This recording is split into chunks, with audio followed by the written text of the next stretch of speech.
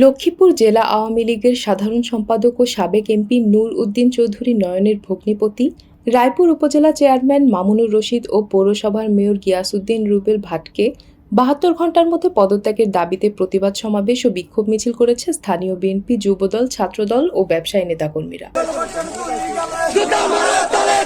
শনিবার বিকাল ৫:৩০টার সময় পৌরসভার পুরাতন শহীদ মিনার থেকে মিছিলটি বের হয়ে শহরের বিভিন্ন সড়ক প্রদক্ষিণ করে বাস টার্মিনাল এলাকায় এসে বিক্ষোভ সমাবেশে মিলিত হয়। এদিকে বৈষম্য বিরোধী কোটা আন্দোলনে আওয়ামী লীগ সরকারের পতনের পর থেকে উপজেলা পরিষদের চেয়ারম্যান ও পৌরসভার মেয়র সহ বিভিন্ন ইউনিয়ন পরিষদের চেয়ারম্যান আত্মগোপনে রয়েছেন। এ সময় বিক্ষোভ সমাবেশে বক্তব্য রাখেন পৌর যুবদলের সাধারণ সম্পাদক নূরে হেলাল মামুন, জেলা ছাত্রদলের যুগ্ম সাধারণ সম্পাদক মাহবুবুর রহমান ফাহিম, পৌর স্বেচ্ছাসেবক দলের সভাপতি রিপন মিয়াজি, পৌর ছাত্র দলের সভাপতি নজরুল ইসলাম নিশাত প্রমুখ। আমরা কেউ রাজপথে, কেউ শান্তিতে, কেউ আমরা আমাদের ব্যবসা তাদের কর্মকাণ্ড চালানোর জন্য আজকে আবার আসতেছে।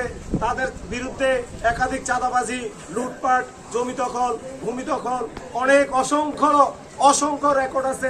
সন্ত্রাসী আগামীকালকে প্রবেশ করে। আমি নাম দিয়ে বলতে চাই, আজকে পৌরসভার মেয়র গিয়াসউদ্দিন রুবেল ভাট, উপজেলা চেয়ারম্যান মামুন ভাই যদি রায়পুর আসে, আমি অবাঞ্ছিত ঘোষণা করছি। আপনারা